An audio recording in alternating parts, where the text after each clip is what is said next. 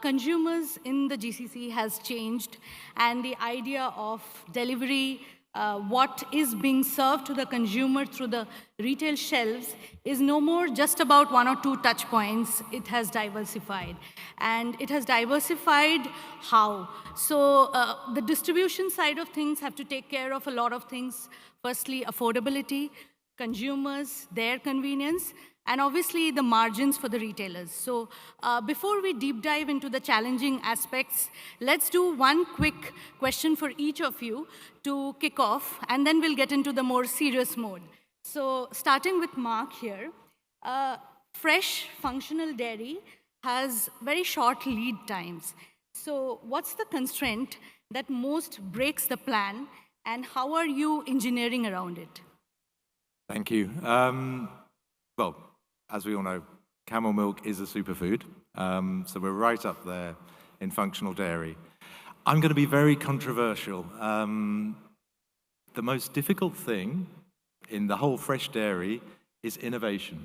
The easiest thing in the world to sell is ongoing the same product, the same time. The thing, and I think any of my fresh colleagues here will agree, that actually mucks up your supply chain is when the happy marketeer comes along and says, let's have lemon and mint laban, let's have lemon, cherry, blossom, Greek yogurt. Your sales guys go, yeah, you put it on the shelves, and 2 weeks later, the moment of truth arrives. We talk about the moment of truth with consumers. Yes. The moment of truth is 2 weeks later in fresh. Either it worked, or you've got an awful lot of product that is coming back to you. So that innovation and managing it, how you really know what's going to sell, it's the hardest thing in the world. Absolutely. But we'll come back to you, but just want to know, do you really say no? Does that harm the business, or you say yes, just to try and see? You have to be a very, very rich person to just say try and see in dairy. Okay. Perfect. We'll come back to you. Andres, you are obviously selling pantry staples. So growth now is in the SKU breadth. So the more you give, the better. But obviously there is a lot about penetrations, understanding the channels. So which one moved the most in the past year for you, and why? Okay. Thank you, first of all, to you and to the organization for inviting me to the panel. Coming back to your question, I believe that we are in one of the most evolving markets globally. So I do think that there are different verticals that we cannot forget. So, for example, keep introducing new products to your portfolio is very important to keep the brand evolving and being attractive to the consumer. Then the SKU sizes also are evolving continuously, so we need to keep an eye on that to adapt our offer to the consumption of the consumer, and obviously penetrating in new markets and new shops is super important for a brand like any of ours. One of the main goals is to be available at every single point of sale of the country that you manage. So there are different verticals that are very important and we need to keep an eye on. Amazing. Ahmed, over to you. So we want to understand that your margins are very thin, but obviously you have to constantly strategize the route to market.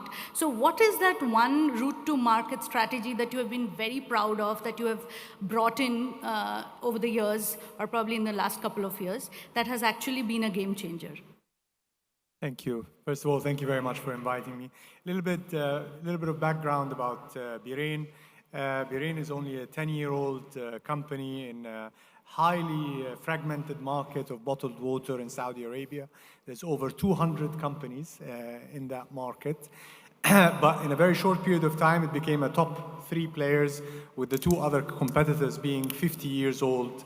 And I think it was very much driven by the innovation that the company introduced to the market and approached the consumer with, and it was innovation on multiple fronts.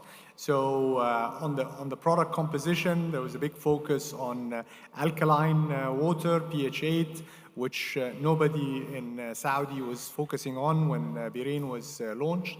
From a product pack point of view, the company focused on the 200 ml pack, which is the smallest. Historically, that pack was actually a cup with a cover, and the inside was used that the Saudi consumer hates waste, and seeing remnants of water in other pack sizes caused discomfort. So when Berain introduced this 200 ml, which many companies introduced afterwards, it really hit a nice note, in particular with females and for children. And then from a channel point of view, most companies were focusing on the traditional retail channels like supermarkets and mini markets and baqalas.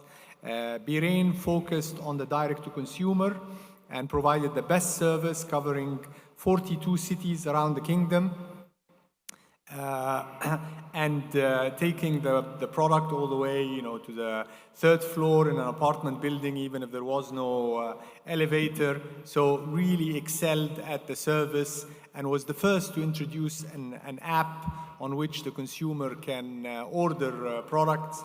And it was a real breakthrough. So today, we are the leader in home delivery. We are the leader in 200 ml, and we're almost the leader in glass, which gave us an advantage in five-star HoReCa in general, whether it is hotels or restaurant. But then we come back to your point about optimizing the supply chain, and really it's about the drop size. So how do we incentivize our customer to buy the right quantity that justifies the visit?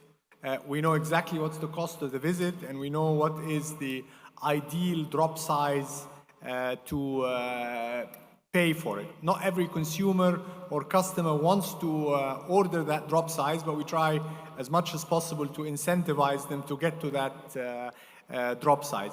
On the other hand, what we found recently with all the platforms, that there is a very big market for smaller drop size. So we're seeing people like Amazon and Noon and Hunger Station and Ninja and Nana growing at high double digit, almost 50% per annum, by providing a much, much smaller drop size to their customers. And it's pushing us to now revisit the equation at what is an optimal supply chain compared to the growth opportunity. Correct. Thank you. Thank you so much. Mohamad, for you, from the CFO lens, I would want to understand that when you are looking at different channels where you are retailing, what's the KPI that you most see when it comes to measuring profit? Okay, so just a quick introduction about Ain Farms. We are the biggest dairy company in the UAE, and we are fully integrated from farm to shelf. So we run our own distribution, and for me as a CFO, distribution is not a cost center anymore. It's a strategic pillar. So if you want to put your product in any of the channels or any of the customer needs, so you have to run your distribution. So to answer your question, when we look at the distribution and the efficiency of the distribution, we don't look at the channel profitability as a first point. It's very important, of course, but it's not the first point that we look at. Because, for example, if we look at modern trade, it's not the most profitable channel that we have. But can we stop putting our products there? Of course not. So we have to be present there. We have to show our products and push our NPDs. So the volume of the channel is very important for us. The wastage is something important. Is it important? Is it matching the strategy of the brand or not? This is also something very important for us. So, and then the profitability will come for us to manage the overall picture, not channel by channel. Yeah. Okay. Amazing. Thank you, all of you, for this quick kickoff. Let's move into the more challenging part of things. Yeah. When you're running a business, there is a lot of friction, and product to the consumer, there must be a lot of things that goes in. So if you want to pinpoint on a very big pressing challenge that you have to deal with, let's start with Mark. I think that for camel milk, it's really very easy. Who in the audience has actually ever tasted camel milk? A lot of them, I think. 20, 30%. And who has the idea in their head that camel milk is smelly or going to be nasty or there's something wrong with it or, frankly, it might make your stomach run? And there we are. That's my answer. We're still at the very early stage. We have to persuade the consumer that the product is the right one for them, then move up the funnel, move all the way from awareness, through to trial, through to repeat, through to brand for me and loving it. Some Emiratis love our products, but most of the consumers don't even know it's there. Amazing. Yes. So, I mean, sorry to make this little comment because friction in Spanish comes with a very negative connotation, let's say. So I will say that it's a challenge. So for us, the real channel towards the consumer is the communication. I think it's one of the most valuable things that a brand can find. We invest, all of us, I am sure we invest a lot of money in marketing, showcasing what is the product, what is the work behind, added value, etc., etc. But I am sure that none of us receive that amount of feedback or communication from the consumer to us. Of course, the sales represent if the consumer is happy or not, but eventually we like the feedback. I think that we all agree, either if it's good or bad, because we can learn from the bad feedback. So I think that one of the challenges that we have is to keep improving on that area, to make really the difference and have a bidirectional communication with the consumer. I think that that's a very, very important point for a brand. Great. Yeah, Ahmed. For us, the biggest challenge is the rising cost of doing business generally, whether it is removal of fuel subsidies or the cost of being available in the trade or nationalization targets or government regulation and transport. All of these are adding costs to the business while being unable to pass any of that to the consumer. To the contrary, the consumer is expecting lower prices. So the answer is in optimizing our resources and looking for innovation as a way out of this double whammy pressure. Yes, Mohamad. So for us, because we're working in the fresh business, reliability is very important. And I think this is the most important point that we have to take care of. So with the change of consumer expectations from nutrition, health conscious, speediness of receiving the product, I think we should make sure, because we are a fresh business, we need to make sure that our product on the shelf every day at the time, like as we claim it's fresh, we have to deliver our promises. So when you do this, I think you gain the consumer trust and you become one of the important players in the market. Correct. So most of your challenges are majorly creating consumer awareness and making them understand the business and also give you proper feedback so that you can grow from there or innovate from there. So that is majorly what you all are saying is the challenge here. But if I talk about premiumization, Mark, then there is also a factor of ensuring you're delivering the healthy product to your consumer and also maintaining that price bracket. So that's like another two-way traffic and you have to deal with that. So how do you do that?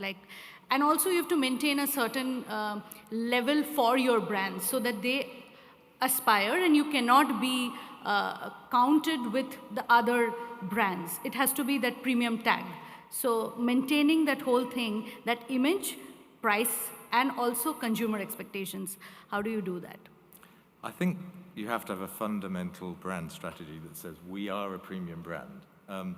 Just because of the sheer nature of camels, I've got 7,000 camels on a lovely farm in Dubai. I could get the same quantity of milk, 4 million litres a year, from 500 cows. The economics, the maths, just you can see that with no mathematical element. Obviously, camel milk has to be premium. So that's the strategy. That then says, and my wonderful sales director was repeating this to me, we don't start cutting our price in half. We don't start doing deep discounts. Maybe we do special offers. The way you market behind that has to support that price point, because it's going to be with you. If I tried to sell long-term camel milk for half price, I'd go bankrupt. So you think through your marketing to back up your premium position, and the way you do discounts, the way you do channel marketing, channel by channel, and then you build that out gradually. So it's relatively simple when you're starting with something premium. I think I'm fascinated to hear what my colleagues will say. Yeah, even Tilda is on the premium. But Mark, do you ever also feel pressurized by the retail side? Because there are a lot of seasonal offers that run for retailers, and there are offers which are online specific, which are offline specific. So these days, a lot of these offers are also coming just because they also have a pressure of attracting the right consumers. So are you ever pressurized by retailers or your channel partners to kind of do these seasonal gigs with them, or you refrain from that? I think if you're in FMCG, every day is pressure. So that's just, without being rude, that's just one of the many pressures end to end that we all have. As Mohammed said, you want to play in modern trade, it isn't necessarily going to make money all of the time, but it gives you visibility, it gives you awareness, and you've always got a choice. So I think you have to be selective, you have to look at your numbers, you have to have an offer that coincides with your brand that works you forwards. There are a lot more pressures that worry me a lot more than that particular one, thanks. Okay, amazing.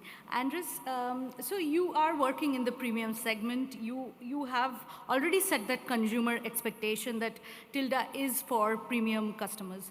But there are different formats that you also sell. So have you ever had this challenge of how do I maintain the price parity with consumers asking for different formats, or my channel partners asking for different formats and pricing? So at Tilda, as you rightly said, we focus mainly in premium rice, basmati in this case. In reality, there is not real differentiation or big gaps in price per kg depending the format. No, not really. I mean, we only focus in the brand. We focus in, as I said before, in communicating the added value that we are bringing, why we are different, why we believe we are better than others. And this is what really matters for us. Eventually, see, in a super commoditized market where we are all playing, there is always people that will be cheaper than you. 100%. So the strategy for us is not to enter into that war. That war is for others, not us for sure. So we play a different role in the market, which is more communicating why we are different to the rest. Correct. Ahmed, when it comes to water, you already mentioned that the quantity plays a big role. Logistics is also a factor that you have to, account for when it comes to putting the price and bringing it into the market. So anything you want to talk about when it comes to that partnership on the back end with logistics? Have you integrated it? Is it super efficiently working, or is it still a challenge and you want to add on to something in that aspect? Yeah, sure. I want to comment first just on the premiumization as well, because it also plays a great role in water. So just an example for everyone is the glass bottle of Berain. I mean, this basically tripled in sales in the last 4 years. And it's an example of, by just changing the pack, you offer a proposition that is more premium, significantly more expensive than the PET, but if you do it well, the consumer is willing to pay. And a lot of our sales is direct to consumer at home or to HoReCa outlets who are happy to pay more because they are able to sell it for a much higher price to their customers. Coming back to the supply chain optimization, this is something that we do on an ongoing basis. At the moment, we use a hybrid service providers between company-owned and external transporters to cover the kingdom. I mean, the kingdom of Saudi Arabia is almost the size of Western Europe, 2.5 million square kilometers. So you do need a very sophisticated transportation network to reach all the cities. Some of it is company-owned and some of it is partner-owned, and we're continuously optimizing the mix between the two, and most importantly, the utilization of the fleet. So for every truck, there is a target daily number of cases that they need to be moving and delivering to customers. In the big cities, for example, we moved away from having a traditional van operation to having a pre-sell. So the truck only moves to deliver an order. The actual sale is happening via an individual driving a car, much more nimble, much more agile, a lot cheaper cost of running the car than having a truck with 500 cartons, moving around the city hoping to sell. So it's still ongoing. Technology helps a lot with route optimization tools that map out the journey plan of these trucks, also monitoring fuel efficiency by unit and looking for the variation between trucks. You find a lot of opportunities. You have a kind of a role model and a worst case very easily and with a big variance. So continually looking for these differences and trying to bridge them absolutely helps the overall efficiency of the system. Amazing. Mohamad, so for you, you mentioned about freshness. So I would also want to touch upon the aspect of health. Today, the consumer wants products which confirm with their healthy practices. So how do you ensure that your strategy is aligned with that? And obviously, it is cost effective and still innovative enough that it aligns with the consumer sentiments. I think MPDs is the name. So when every year we have to have our pipeline of new launches. And these new launches shouldn't be prepared independently of the consumer feedback and consumer expectations. So as we mentioned at the beginning, so consumers usually are now looking for their healthier product. They want something that is good for them, their health, and their kids as well.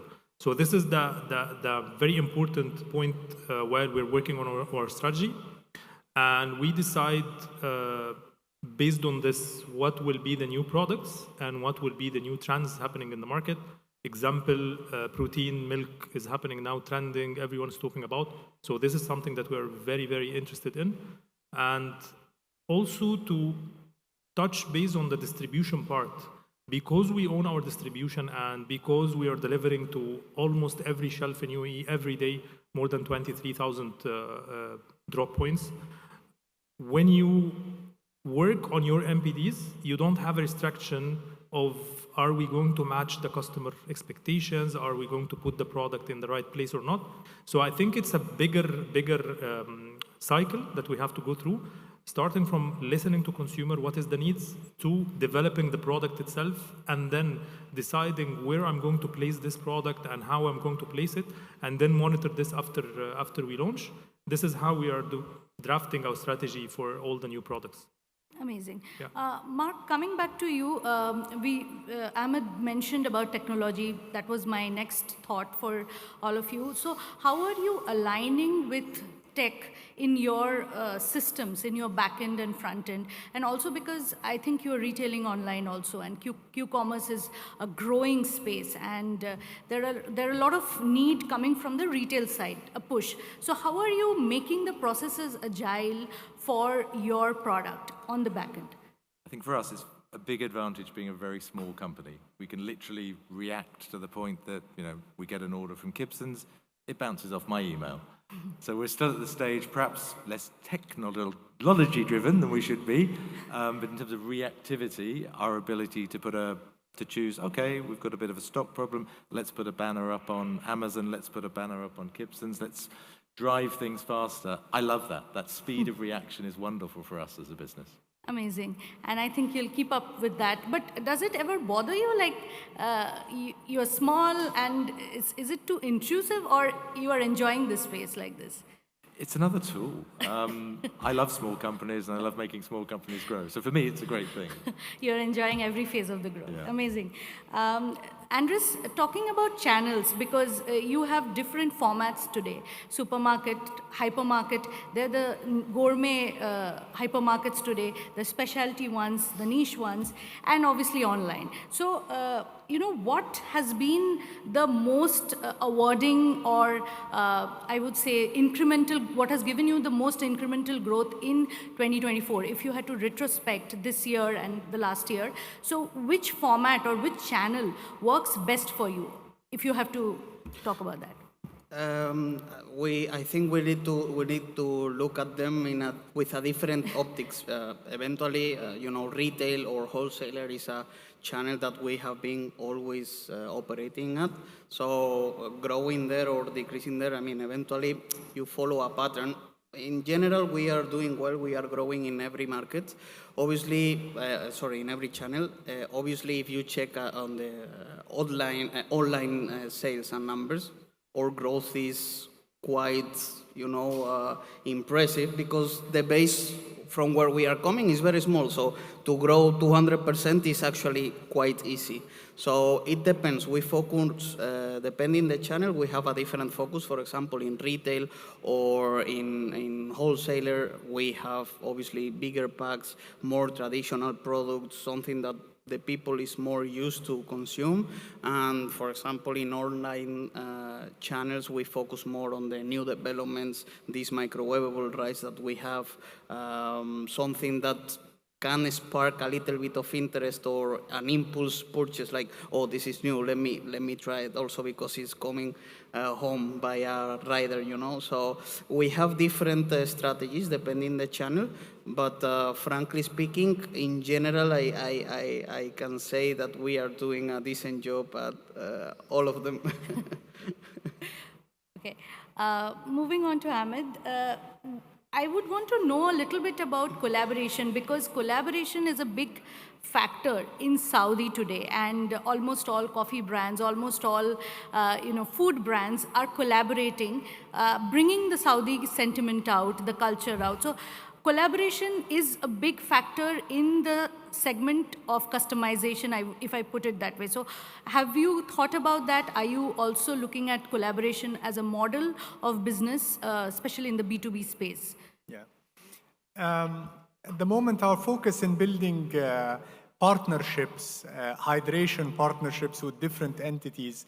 So as we speak, we have an arrangement with 7 large football clubs around the kingdom, where we serve them not only in their hometown, but wherever they are traveling. And that's a point of advantage for Berain versus any other bottled water company, that we have the breadth that even if a major football club like Al Hilal in Riyadh plays in Abha or Dammam, we will be able to serve the players and the team wherever they are in the kingdom. We have partnerships with government entities, like the Quality of Life program in Saudi Arabia, which is very important component of Vision 2030. And whenever they are running an event, we make sure that there is sufficient hydration for the event participants. So at the moment, that's our model of collaboration at this stage, is being a reliable partner to many government entities and large businesses. Like, for example, another one, Saudi Airlines. We are the exclusive water on Saudi Airlines. And again, they have airports all around the kingdom, and they need supply in all of these airports. And only a company like Berain is able to do that. Amazing. So, Mohammed, you have mentioned already that profitability is not the only factor that you see when it comes to channel performances or how the brand is growing when it comes to the wholesale or retail side.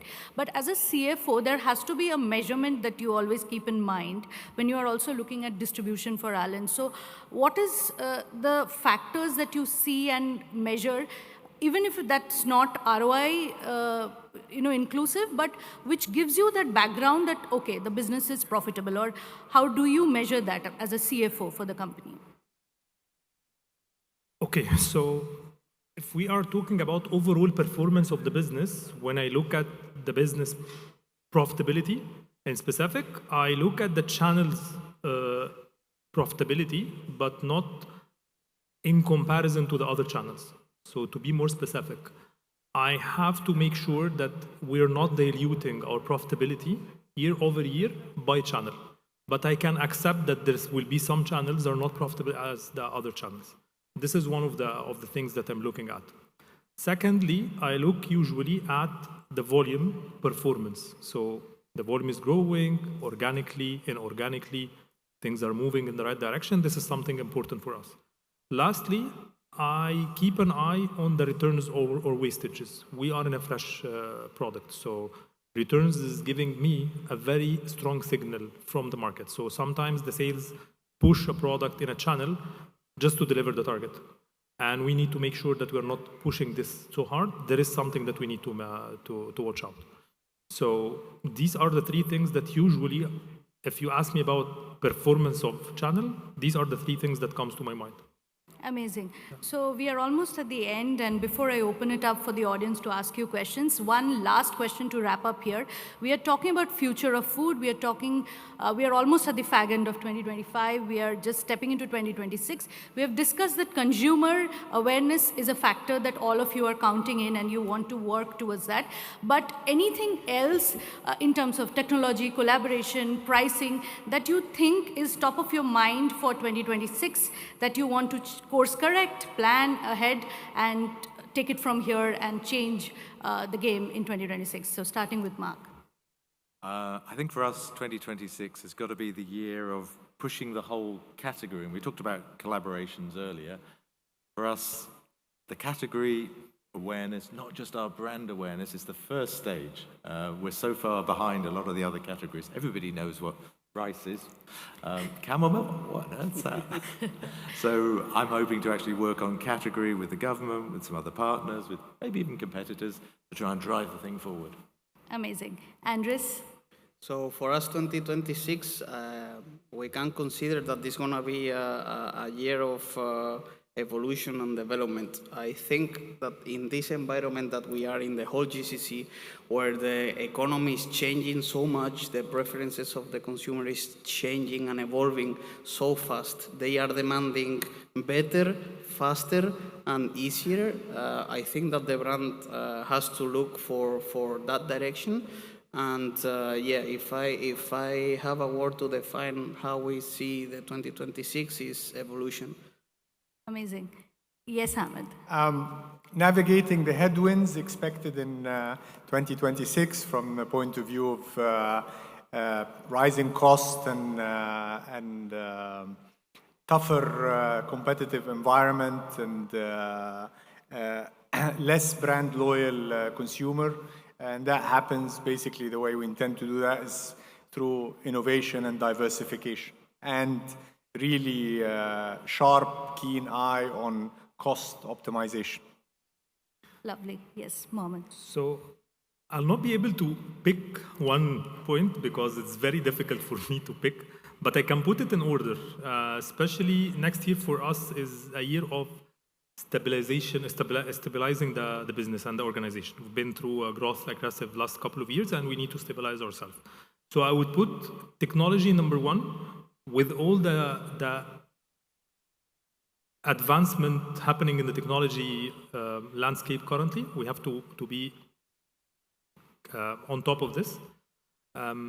Number two for me will be the collaboration. Thank you, Ahmed, to talking about the collaboration, but we believe that this is something important where we need to work on, and we have a couple of exciting announcements will happen today or tomorrow, I think.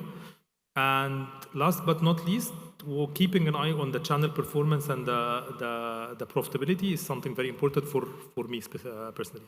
Thank you. We'll wait for the protein milk though. Yeah, sure. Yes, anybody wants to ask them any question? We have the last 5 minutes for our panelists. Well, I can ask a question. Yeah, sure. I'd love Please to go ask one of my other colleagues. I'm still struggling with the balance, the first question even, between innovation, waste, shelf space versus new versus old. How do you each approach that in your own businesses? You know, because we'd love to all launch 20 new products, but then who's going to eat the old products? I'm fascinated how you think about it. Well, in our case, we also, I mean, we always base our business in the traditional products as it's normal. For the new innovations, I think if you're trying to get my opinion for maybe your product, something that is working for us quite well is doing in and outs. So doing an in and out, for example, you agree with a certain retailer that you are going to put this product on the, promo area at a very attractive price, and this will measure if the product has traction or not. And also the good thing is that if the product has a good traction, they will be motivated to tell you, hey, this product is working, now we are the ones interested to launch it, let's reach into a good agreement to put it on the shelves. But I mean, it's true what you say, that the retailers nowadays are very demanding and quite difficult to convince, but this strategy is working for us well because it's a win-win eventually. And for them, having new products is also attractive to bring new consumers to their shops. I think the solution is to test and then scale. You know, you can come up with plenty of innovative ideas and test in either a channel, a customer, a city, and monitor the outcomes. And if it is successful, you scale it. If it is not, you wrap it up. I think the same idea and awareness, as we was discussing before the panel. I think awareness is very important. How you make sure that the consumer understand your product and are asking for your product. This is something very important. Thank you, guys. Very helpful. Thank you then. And that's it from us here. Thank you. Thank you very much. Thank you.